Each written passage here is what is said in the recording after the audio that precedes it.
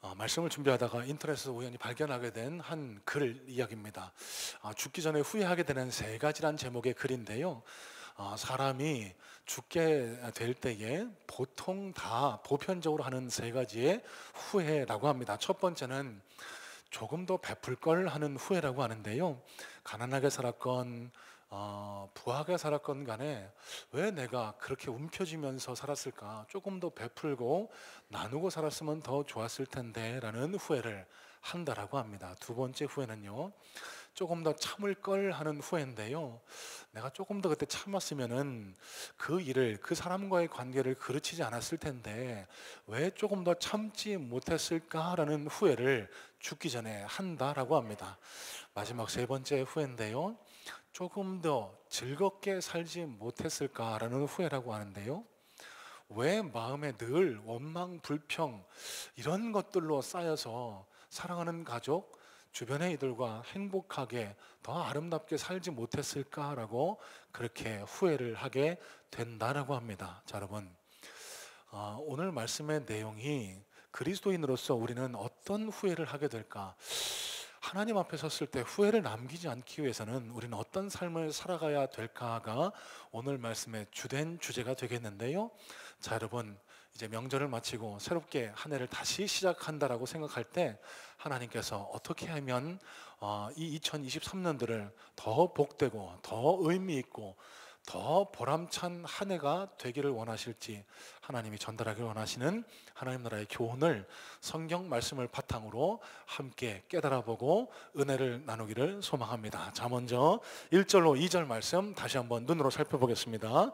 1절로 2절 말씀입니다. 바울이 더베와 루스드라에도 이름에 거기 디모데라는 제자가 있으니 그 어머니는 믿는 유대 여자요 아버지는 헬라인이라.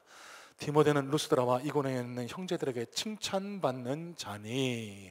자, 앞선 사도행전 15장에서요 바나바와 바울이 서로 각각 헤어져서 2차 전도 여행을 떠나게 됩니다. 자, 16장부터는요 신라를 대동하고 떠났던 사도 바울의 2차 전도 여행에 관한 내용을 기록을 하고 있는데요, 그 2차 전도여행 초반에 일어났던 일에 대한 내용입니다. 자, 이 루스드라에 다 도착해서 행하게 된 이 사도 바울의 행적, 과연 우리는 어떤 걸 깨달을 수 있을까요? 자, 1절 말씀 상반절 다시 한번 주목해서 살펴봅니다. 바울이 더베와 루스드라에도 이름에 라고 기록을 하는데요, 자, 여러분, 이 말씀을 조금 더 깊이 생각해 봤으면 좋겠습니다. 한글 성경을 그대로 읽으시면은요, 더베와 루스드라에도 이르렀다라는 이 뉘앙스 조사 때문에 바울이 향방 없이 목적지 없이 이곳저곳을 떠돌아다니다가 우연찮게 더베 루스드라에 가게 되었다라고 흔히 오해하고 착각하실 수 있게 되는데, 여러분, 절대 아닙니다. 헬라 원문, 성경이 그대로 기록된 원문에는요 더베 그리고 루스드라 앞에 전치사 하나가 붙어 있습니다. 에이스라는 전치사인데요, 이 에이스라는 전치사는 영어로 말하면 toward라는 전치사로 바꿔볼 수 있겠습니다. 어디 속으로 안으로 어디 어디를 향하여 라는 의미를 지니고 있는데요, 자, 여러분, 제가 무슨 말씀 드릴까요? 사도 바울이 우연찮게 그냥 여기저기 떠돌아다니다가 그냥 happen to be 더베와 루스드라에 간 게 아니라는 겁니다.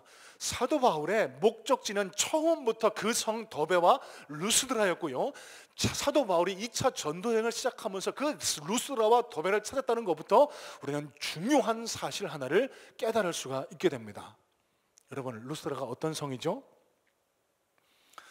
1차 전도여행 때 사도 바울이 저 비시디 안디옥과 이고니온에서부터 쫓아온 형제 유대교 지도자들에 의해서 핍박받았던 곳입니다.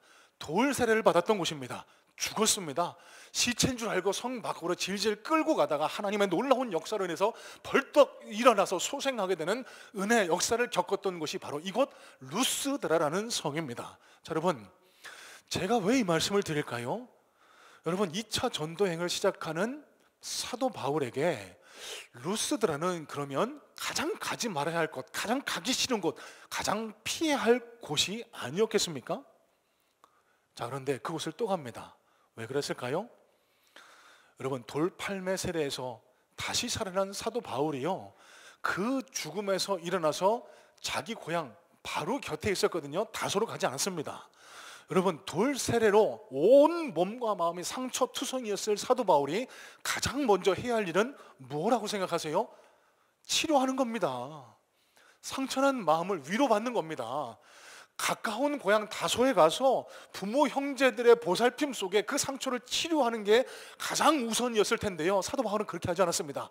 어디로 갔다고 성경은 기록하죠? 그 성 루스드라 더베로 다시 갔다라고 기록을 합니다. 왜 그랬을까요? 그곳에 자신이 뿌린 복음의 씨앗이 있었습니다. 그곳에서 하나님 말씀으로 나면서부터 걷지 못했던 선천성 하반신 마비자를 일으켜 세웠거든요. 많은 사람들이 하나님의 존재를 확인하고, 야, 하나님이 살아계신가 보다, 예수를 믿고 복음으로 그리스도인이 됐습니다. 자, 그런데 돌세례를 맞고 죽다 살아난 사도 바울이 그 길로 자기 고향으로 도망갔다. 여러분 한번 가정해 보세요. 에이, 저 사도 바울 가짜잖아. 하나님 저 많은 제우스 뭐 이런 신들 중에 하나잖아.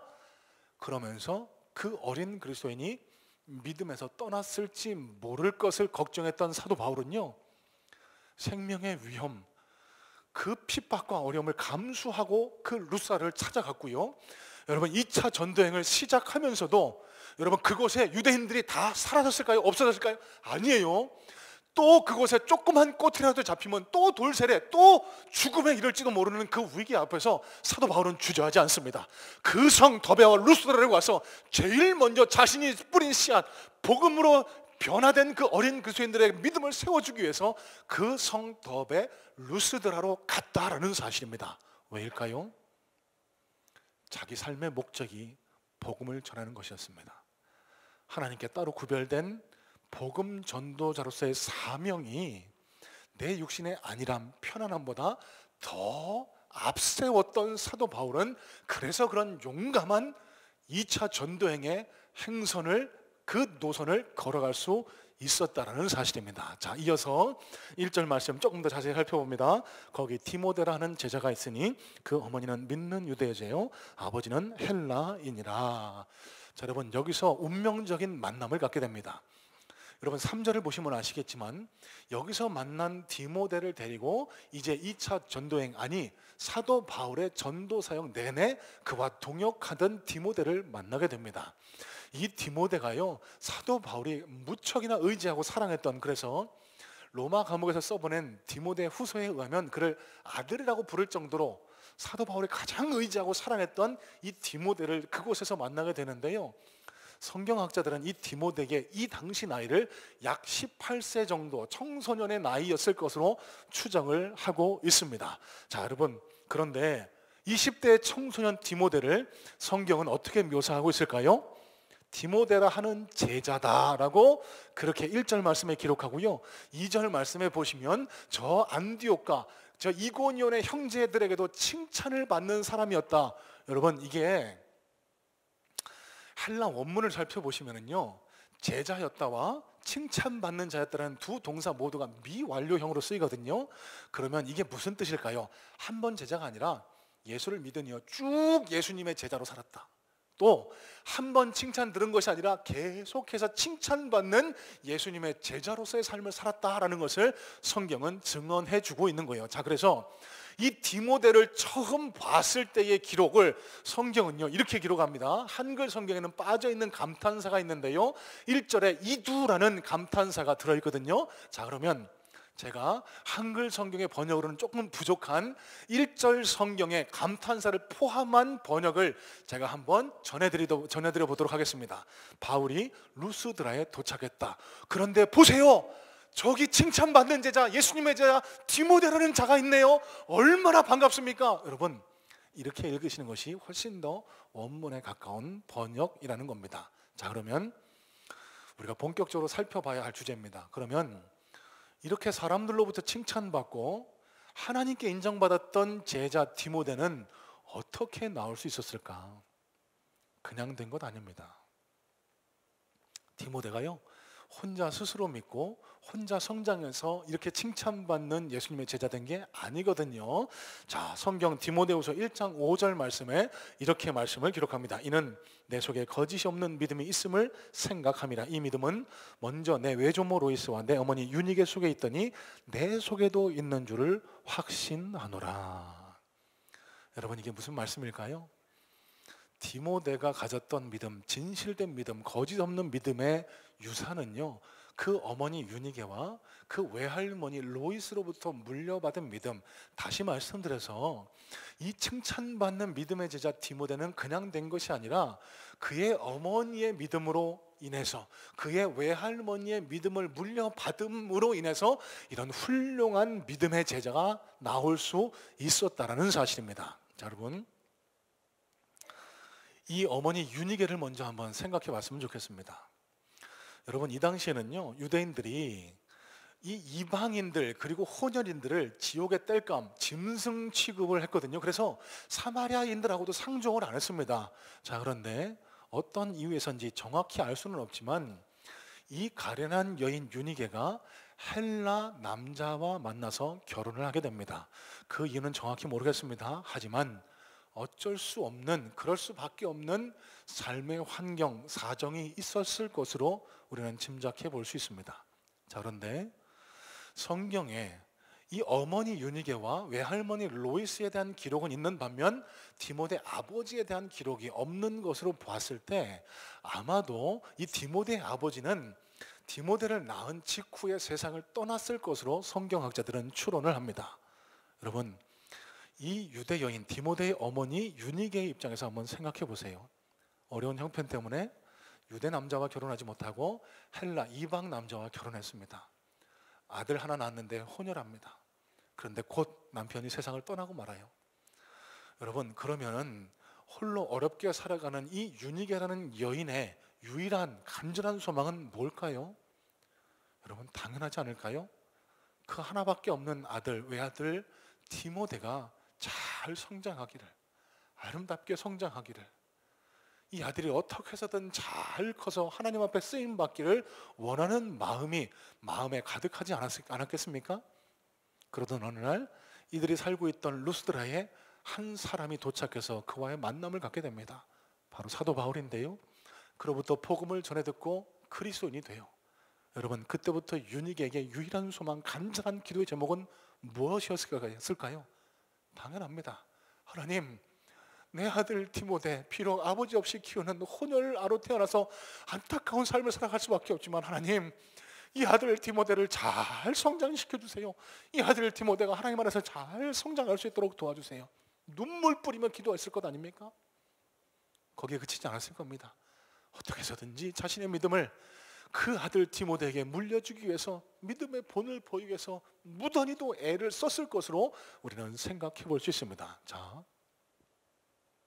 그 외할머니 로이스도 한번 생각해 보겠습니다. 이 외할머니니까요, 로이스의 딸이 바로 디모데의 엄마 유니게입니다. 이 외할머니 이름은 기록된 반면 외할아버지의 이름도 등장하지 않는 것을 믿어서 또 주석가들은 이 로이스 또한 과부였을 것으로 짐작을 합니다. 여러분, 이 과부 로이스에게 딸이 있는데요, 유니게였습니다. 이 어머니의 심정도 똑같습니다. 내 딸이 잘 살았으면 좋겠는데. 그런데 어느 날 이 딸이 나가서 헬라 이방 남자와 결혼을 하네요. 손자를 낳는데 혼혈합니다. 사람들이 손가락질합니다. 거기에도 모자라 곧 이 사위가 세상을 떠나고 말아요. 여러분, 억장이 무너지지 않겠습니까? 평생 내 소원이 이 딸 하나 잘 키우는 거였는데 왜 이 사위는 이 혼혈아를 낳고 이 이방 남자와 결혼한 것도 모자라서 왜 곧 세상을 떠나냐고, 이 기구한 팔자 어떻게 하느냐고. 그런데 어느 날 로이스도 사도 바울로부터 복음을 전해 듣고 그리스도인이 됩니다. 여러분, 이 외할머니 로이스의 간절한 기도의 제목은 또 뭐였겠습니까? 하나님, 내 딸 유니게 그리고 그 손자 디모데 하나님 사랑으로 잘 성장할 수 있도록 도와주세요. 비록 내가 줄 건 없어도 하나님이 이들을 돌봐주셔서 이들이 하나님의 믿음 안에서 잘 커서 하나님의 보호하심, 인도하심 속에 살아갈 수 있도록 도와주세요. 여러분, 그러면서 그 믿음의 길을, 십자가의 길을 기쁨으로 걸어갔을 것으로 우리는 생각해 볼 수 있습니다. 여러분, 칭찬받는 믿음의 제자 디모데는요, 이런 어머니, 이런 외할머니 때문에 나온 겁니다. 디모데가 그냥 하늘에서 뚝 떨어져서 믿음 좋은 디모데, 칭찬받는 디모데, 믿음이 훌륭한 기독 청년이 그냥 된 게 아니고요, 그 어머니 모습을 보고 자란 겁니다. 그 할머니 모습을 보고 자란 겁니다. 그들이 어떻게 신앙생활을 하는지, 이 어렵고 힘든 환경 속에서도 하나님을 믿는 게 무엇인지를 두 눈으로 보고 자랐던 디모데가 자라나서는 그 먼 이웃 고을 비시디아 안디옥과 이고니아에서조차 칭찬받을 수밖에 없는 그런 훌륭한 청년이 되었다는 겁니다. 여러분, 이 자리에 자녀를 둔 믿음의 부모님들 많이 계신 줄로 아는데요, 여러분, 지난주에도 말씀드렸습니다만 믿음의 자녀는 그냥 나오지 않습니다. 자녀들이 믿음 안에서 잘 자라나기 위해 저와 여러분이 믿음의 씨앗, 눈물의 기도의 씨앗을 뿌려야 할 때입니다. 여러분, 하나님은요, 우리가 자녀를 위해 드리는 기도를 하나도 땅에 떨어뜨리지 않으십니다. 다 하늘나라 기도병, 눈물병에 담으셨다가요, 하나님의 정확하신 때에 반드시 응답해 주시는 분이 바로 저와 여러분의 하나님이시라는 사실. 그러면 여러분, 저와 여러분이 해야 할 일은 무엇일까요? 기도하는 겁니다. 또 우리 모습을 보고 신앙생활 저렇게 하는 거구나 보고 배울 수 있도록 믿음의 본을 보일 수 있도록 매일매일 힘써 노력하는 겁니다. 여러분, 중고등부 수련회와 D공동체 수련회에 여러분 자녀들을 잘 설득해서 보내주세요. 그리고 기도해 주세요. 그곳에서 하나님을 만나게 해달라고, 그곳에서 예수 그리스도를 구주로 영접하게 해달라고. 여러분, 또 말씀드립니다. 예수와 함께하는 그 자녀들 절대로 어긋나거나 치우치지 않습니다. 반드시 주님께서 책임지시고 인도하시고 그들의 삶에 동행하시면서 그들의 삶을 복되게 인도하실 줄로 믿습니다. 여러분, 그래서 일부 예배 때 그냥 준비하는 얘기가 툭 터져 나오더라고요. 자녀들을 한번 유혹해 보세요. 수련회 갔다 오면 내가 용돈 줄게, 그렇게라도 꼬셔서 보내주시기 바랍니다. 2박 3일 짧은 기간인데요, 여러분, 그 기간 공부한다고 그 인생 달라지지 않지만 그 짧은 기간에 말씀으로 깨지고 주님을 만나 깨지면 그 인생이 180도 변화되는 역사가 일어나게 될 줄로 믿습니다. 자, 여러분, 이 믿음의 아들 디모데가 나온 건 분명 그 어머니 유닉의 그 외할머니 로이스의 기도와 헌신, 믿음의 본 때문이었습니다. 하지만 그보다 먼저 믿음의 씨앗을 뿌린 사람이 또 있었는데, 오늘 본문에 등장하는 사도 바울입니다. 자, 여러분, 한번 상상해 보시기 바랍니다. 사도 바울이요, 저 비시디아 안디옥에서도 이고니온에서도 핍박을 받았습니다. 그 유대인의 핍박이 두려워서 루스드라를 당초에 가지 않았더라면 믿음의 제자 디모데는 나오지 않았을 겁니다. 또 그곳 루스드라에서 돌팔매질 당해서 상처투성이었을 때 그저 내 한해 육신의 안위를 돌보고자 고향 다소로 피신했다라고 하면 믿음의 제자 디모데는 나오지 않습니다. 또 그 이방인 할례 문제가 일단락된 안디옥 교회에서 평안하게 담임 목사로서의 위치를 누리고자 했다라고 하면 2차 전도행을 가지 않았다라고 하면 이 위대한 믿음의 제자 디모데는 나오지 않습니다.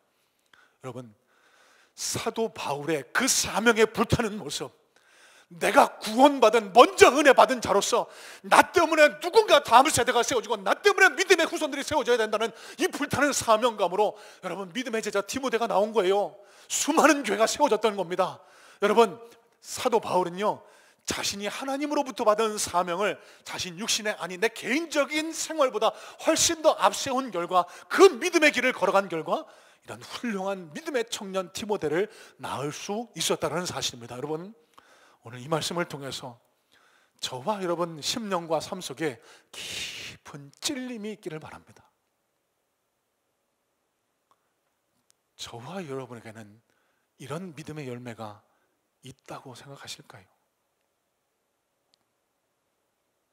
누군가 저와 여러분의 신앙생활하는 모습을 보고 나도 교회 다녀봐야 되겠다, 나도 예수 믿어야 되겠다, 여러분, 이렇게 주를 믿는 믿음의 열매가 과연 있을까요? 여러분, 앞서 서론에서 말씀드렸습니다. 세상 사람들은 죽기 전에 조금 더 즐길 걸, 조금 더 베풀 걸, 조금 참을 걸, 이런 후회를 하지만 예수 믿는 저와 여러분들 반드시 하나님 심판대 앞에 서게 될 텐데, 그때 우리는 무슨 후회를 할까요? 조금 더 즐기다 올 걸? 아니에요. 왜 내가 이 하나님 앞에 보여드릴 열매가 이렇게 없을지, 내가 이 날이 분명히 온다는 것을 알고 있었는데 왜 나는 이 날을 준비하며 살지 못했을지, 여러분, 땅을 치며 후회할 겁니다. 우리 성문교회는 과연 이런 믿음의 유산을 물려주고 있을까? 우리 믿음의 가정들은 이런 믿음의 열매가 지금 나오고 있을까? 여러분 한번 돌이켜 보시길 바래요. 말씀을 준비하면서 먼저 제 자신을 돌이켜 보게 됐습니다. 여러분, 제가 얼마나 하나님 앞에 후회하고 가슴이 아팠는지 몰라요. 누가 내 모습을 보고 목사가 되겠다고, 내 뒤를 따라오겠다고 이런 사람이 있는지 아무리 생각을 해봐도 하나님 앞에 부끄러운 모습뿐인데,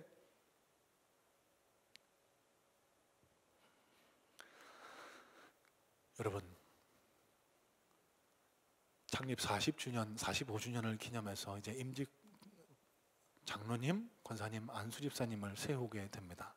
교회가 장로님, 권사님, 안수 집사님에게 요구하는 것은요, 헌금이 아닙니다.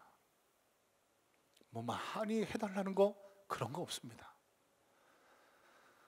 저와 여러분들을 포함한 하나님의 그 간절한 외침이 들려서 그분들을 통해서 믿음의 유산이 전달되고 믿음의 다음 세대가 불같이 일어나고 그 가정이 새롭게 되는 그런 은혜가 있기를 소망하고 그런 권면을 드리고 있다는 사실입니다. 여러분, 오늘 저와 여러분의 신앙의 모습을 한번 깊이 돌이켜보지 않으시겠습니까? 나는 과연 여기 사도 바울과 같은, 유니게 같은, 로이스 같은 믿음의 유산을 남기고 있을지. 두 번째입니다. 3절인데요 3절 말씀 다시 한번 눈으로 살펴보시기 바랍니다. 3절, 바울이 그를 데리고 떠나고자 할새 그 지역에 있는 유대인으로 말미암아 그를 데려다가 할례를 행하니 이는 그 사람들이 그의 아버지는 헬라인인 줄 다 알미러라. 자, 여러분, 오늘 이 구절은요, 사도행전을 따라서 공부하고 있는 저와 여러분들에게 조금 당혹스러운 본문이 될 수 있습니다. 왜일까요? 여러분, 사도 바울이 누구죠? 사도 바울이 할례 구원을 주장하는 그 거짓 교사들, 거짓 선지자들에게 맞서서 생명을 내걸고, 아닙니다, 할례 받는다고 구원이 임하는 것 아닙니다, 오직 십자가 복음으로만 구원이 임합니다. 여러분, 목숨을 걸고 저항했던, 그래서 예루살렘 1차 공회를 통해서 그 이방인 할례 문제를 해결했던 사람이 바로 여기 본문의 사도 바울 아닙니까? 그런데 여러분, 좀 이상합니다. 디모데를 데리고 이제 전도 여행길을 계속 이어가려고 하는데 갑자기 할례를 행했다라고 해요. 여러분, 조금 모순됐다라고, 이게 무슨 이상한 일일까, 이런 생각이 드실까요? 여러분, 잘 들으셔야 됩니다. 사도 바울은요, 이중적인 잣대를 가진 게 아닙니다. 그가 가졌던 신념이나 믿음을 포기했던 게 아닙니다. 사도 바울이 왜 디모데에게 할례를 행했을까? 여러분, 말씀드렸던 것처럼 이 디모데는 이방인, 혼혈인이었습니다. 그래서 여러분, 왜 바울이 디모데에게 할례를 행했는지가 이어지는 4절, 5절 말씀을 통해서 드러나게 되는데요, 4절, 5절에 뭐라고 말씀을 기록하죠?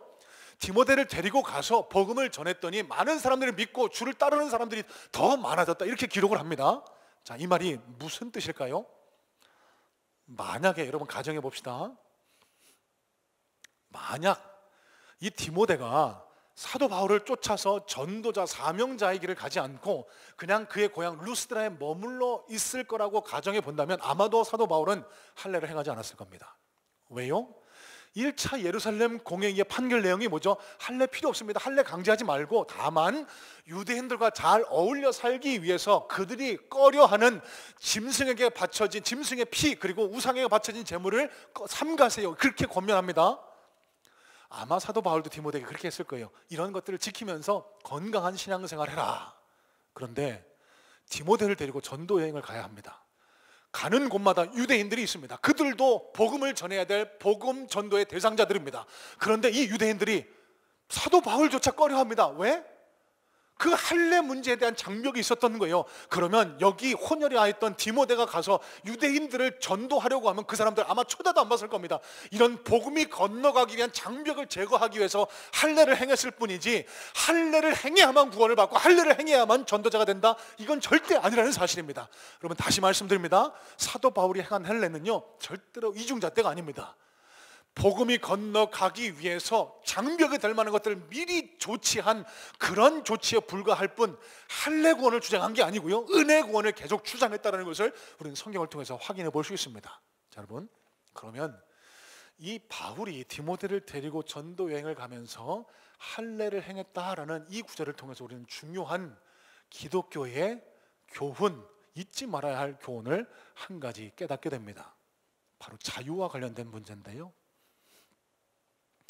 여러분, 그리스도인의 자유, 내 마음대로 행한다? 여러분, 그것 아닙니다. 자유는요, 방종과는 반드시 구별되어야 합니다. 자, 이런 겁니다. 그리스도인들이 흔히 하는 착각인데요, 내가 예수 믿고 구원 받았으니 나는 아무 짓이나 해도 된다. 여러분, 이게 맞는 겁니까? 다음 주일날 와서 또 회개하면 되니까 일주일 동안 살아가는 거 내 마음대로 마음껏 죄지면서 살면 돼. 여러분, 맞나요? 절대 아니에요. 그건 자유가 아닙니다. 여러분, 잘 들으시길 바라요. 그리스도인이 누릴 수 있는 자유의 중요한, 변할 수 없는 한 가지 원칙이 있습니다. 여기 본문의 사도 바울이 누구에게는 할례를 행하고 누구에게는 할례를 안 행한다. 여러분, 이 자유의 근거가 되는 기준은요, 복음, 그리스도, 예수, 하나님의 영광을 위하여라는 기준이라는 사실입니다. 하나님의 영광을 해치는 일은 스스로 삼가할 수 있어야 되고요, 그게 아니라면 그 안에서 우리는 자유를 누릴 수 있다는 사실, 여러분, 그리스도인이 누려야 할 자유는 바로 여기에 있는 겁니다. 여러분, 저 고린도 전서 8장 말씀을 보시면은요, 사도 바울이 우상 제물에게 바쳐진 음식을 자기는 먹지 않겠다라고 선언한 장면을 우리는 만나게 되는데요, 고린도전서 8장 13절 말씀 잠깐 살펴보겠습니다. 이렇게 말씀을 기록합니다. 그러므로 만일 음식이 내 형제를 실족하게 한다면 나는 영원히 고기를 먹지 아니하여 내 형제를 실족하게 하지 않게 하리라. 무슨 얘기일까요? 당시 우상에게 바쳐진 제물이 시장에서 공공연하게 유통되고 있었는데, 그런 것들을 그냥 통상적으로 먹고 있었는데, 만약에 그걸 먹는 것 때문에 복음을 전해야 할 성도 누군가가 마음에 상처를 받아서 복음을 받아들이지 못한다? 그러면 나 그거 먹지 않겠습니다. 이렇게 선언한 거예요. 여러분, 이게 바울이 누렸던 자유인 겁니다. 예수 안에서 그는 자유했습니다. 하지만 복음이 건너가기에 장벽이 되는 모든 것들은 스스로 삼가고 조심하기에 그는 하나님 안에서, 그리스도 안에서, 복음 안에서 완벽한 자유를 누릴 수 있게 되었던 겁니다. 에이, 목사님, 그게 무슨 자유예요? 교회 다니면 뭐 안 해야 될 것도 많고 삼가야 될 것도 많고 그게 더 어려운 일 아닙니까? 여러분, 착각입니다.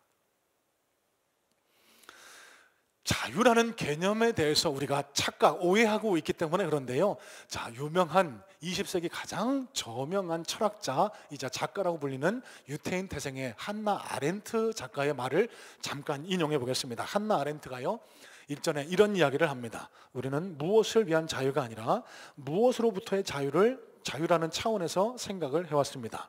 우리 문화는 자유라는 말의 의미를 자아의 욕구를 따르는 데 자유롭기 위한 다른 사람들의 욕구로부터 자유롭게 되는 것으로 바꾸어 버렸습니다. 여러분, 이 말이 의미하는 것은요, 우리가 생각하고 있는 자유라는 개념이 세상 인본주의적인 세상 가치관에 물든 자유의 개념이라는 겁니다. 세상 자유의 개념은요, 남이 나를 간섭하지 못하게 하는 것, 내 욕구를 남의 간섭과는 상관없이 마음껏 행하는 것을 가리켜 자유였고, 이 자유의 가치를 실현하기 위해서 이 세상 대부분의 시스템들이 그 자유를 위해 투쟁했고 싸워왔고 대부분들이 누리고 있습니다. 자, 그런데 이 자유에 대한 성찰이 부족함으로 인해서 이 땅에 많은 이들이 착각하는 거예요. 그래서 아내의 속박으로부터 남편이 자유롭게 되는 것이 자유라고 착각합니다. 부모님의 간섭으로부터 자유롭게 되는 것이 자녀의 자유라고 착각을 해요. 심지어는 그래서요, 그리스도인들이 하나님의 간섭으로부터 완벽하게 자유하게 되는 것을 자유라는 착각 속에 빠지게 만들어 버렸다는 겁니다. 여러분, 그게 과연 자유일까요? 자녀는요, 부모의 테두리 안에서 자유할 수 있습니다. 남편은요, 아내의 사랑 안에서, 그 테두리 안에서만 자유할 수 있는 겁니다. 만약에 아내의 관심, 아내의 테두리 밖에서 내 마음껏 다른 여자를 만나고 다닌다, 여러분, 그 자유는요, 오히려 그 결혼 생활을 망그러뜨리는 속박, 죄가 된다는 사실입니다.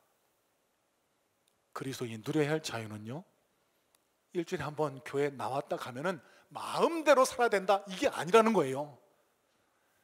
하나님 안에 거하면서 하나님의 영광을 위해 살아갈 때 우리에게 진정한 자유가 주어지고, 그럴 때 하나님이 우리에게 칭찬하시고 상급도 허락해 주실 수 있다는 사실입니다. 자, 여러분, 오늘 이 그리스도인이 누려야 할 자유에 대해서 묵상하면서요, 제가 하나님으로부터 받은 은혜가 있어서 이 말씀을 전하게 됩니다. 어떤 분들에게는 찔림이, 어떤 분들에게는 도전이, 어떤 분들에게는 새롭게 깨어나게 될 그런 도약의 계기로 작동하기를 원하는데요. 여러분 용서하고 들어주시기 바랍니다. 여러분 주일날 이 자리에 나와서 예배를 드리는 것을 코로나 시대가 지나가면서 우리는 너무나 가볍게 생각하고 있습니다. 예배도 자유롭게 드릴 수 있다. 예, 맞습니다. 아직도 코로나가 유행하고 있고, 그래서 특별한 사정, 건강이 좋지 않으신 분, 특별한 개인적 사정이 있으신 분, 그래서 가정에서 영상으로 예배 드리는 것, 예, 물론 그 예배도 하나님이 기쁘게 받으십니다. 그런데 문제는 우리가 코로나를 지나면서 이 예배의 자유를 지나치게 자율적으로 해석해 왔다는 사실입니다. 여러분 잘 들어보세요. 오늘 우리가 드리는 주일 예배는요, 구약 시대로 치면 번제 제사에 버금가는 그 의미와 목적을 담고 있는 것이 주일 예배입니다. 구약 시대에는요, 짐승을 가져다가 그 짐승의 각을 뜨고 피를 튀겨서 태워 없애는 것으로 하나님 앞에 제사, 번제를 드렸거든요. 자, 여러분 그 번제가 가진 근본적인 아주 중요한 의미가 있습니다. 번제가 가진 가장 함축적인 의미는요, 자기 자신을 없애드리는 겁니다. 짐승에게 자기 자신을 대입해서 그 짐승을 태워 없애버리는 것으로 내 삶의 주인은 내가 아니라 하나님이심을 나타내는 겁니다. 아낌없이 내 에너지를 주님 앞에 희생해 드리는 겁니다. 아낌없이 내 물질을 주님 앞에 희생해 드리는 겁니다. 그 행위를 통해서 내 삶의 주인은 내가 아니라 하나님이시라는 것을 나타내고, 내 물질의 주인도, 내 시간의 주인도, 내 에너지의 주인도 나 하나님이시라는 것을 그 번제 제사를 통해서 드러나게 되는 겁니다. 여러분 주일 예배는 그런 의미를 갖고 있어요. 그래서 지금 이 시간 드리는 1시간 드리는 이 예배만이 예배가 아니고요, 이 예배에 참여하기 위해서 아침 일찍 일어나서 몸을 단장하고 이 어려운 환경, 추운 환경에도 불구하고 이 성전을 찾아 나오는 그 시간부터 우리의 예배는 시작되고, 그 과정 자체를 하나님은 기쁘게 보신다는 사실입니다. 이런 맥락에서요, 여러분 가정에서 드리는 영상 예배는 지극히 제한적으로 해석될 수 있어야 합니다. 그곳에서 내 육신의 편안함 때문에 예배를 드린다, 여러분 그 예배 갖고는 자신을 온전히 죽여 드릴 수가 없습니다. 아직도 내 육신의 편안함이 하나님을 만나는 것보다 더 중요한데 어떻게 내 자신을 태워 없애서 하나님 앞에 드린단 말입니까? 여러분 주변에 계신 분들, 아직도 예배에 잠에서 깨어나지 못하신 분들에게 전해주세요. 이 영상 예배를 함께 하시는 분들 중에도 찔림이 있기를 바랍니다. 특별한 사정 때문에 영상 예배를 드린다, 네, 하나님 그 예배 받으세요. 예배 드리셔야 합니다. 하지만 육신의 게으름, 나태함, 안일함 때문에 성전에 나오지 못하고 그 편안한 예배를 드리고 있다, 여러분 하나님 기뻐하지 않으세요? 또 세상 다른 것들이, 내 육신을 위한 것, 세상의 다른 가치들이 하나님께 예배하는 것보다 더 우선순위에 있다, 하나님 그 예배 기뻐 받지 않으실 겁니다. 우리가 누려야 할 예배의 자유는요, 그런 게 아닙니다. 아무 곳이나 가서 영상으로 예배 드리면 나는 그리스도인이다, 나는 성문교회 성도다, 그런 게 아니라는 거예요. 여러분 우리 그리스도인들이 누려야 할 자유는요, 이 예배 속에서 하나님을 만나고 하나님의 임재 속에서 나는 하나님의 백성이고 내 모든 것의 주인은 하나님이시라는 것을 이 예배를 통해 올려드릴 때 우리는 한 주간 동안도 우리 삶이 하나님의 인도하심, 동행하심, 보호하심 속에 자유할 수 있게 된다는 사실입니다. 여러분 이 말씀이 우리 심령 속에 꼭 새겨질 수 있기를 주님의 이름으로 축복합니다. 여러분 말씀을 이렇게 정리하기를 원합니다. 앞선 서두에서 모든 사람들이 죽기 전에 후회하는 3가지가 있다고 말씀을 드렸죠. 조금 더 베풀 걸, 조금 더 참을 걸, 조금 더 즐기며 살 걸. 여러분 또 말씀드립니다. 그리스도인인 저와 여러분이 해야 할 후회는 그게 아닙니다. 언젠가 육신의 장막을 벗고 하나님 심판대 앞에 서게 되는 날이 반드시 찾아오게 되는데, 그날 우리가 하게 될 후회는요, 조금 더 즐기며 살 걸, 조금 더 맛있는 거 먹고 올 걸. 여러분 그게 아니라는 거예요. 왜 내가 이 날을 준비하며 살아가지 못했을까? 왜 내가 하나님 앞에 더 좋은 것 드리지 못했을까? 왜 내가 믿음의 유산, 내 자녀들에게 좋은 믿음의 본을 보이지 못했을까? 여러분, 이런 후회를 반드시 땅을 치며 후회하게 될 날이 오게 된다는 사실입니다. 여러분, 오늘 이 말씀이 저와 여러분 심령에 깊이 각인될 수 있기를 바랍니다. 하나님께서 오늘 저와 여러분에게 이렇게 외치시는 것 같아요.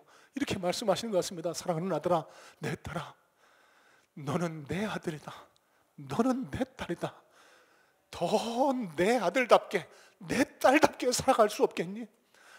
더 너를 통해서 내가 영광 받을 수 있도록 더 예수의 향기가 나는 그런 삶을 살아갈 수 없겠니?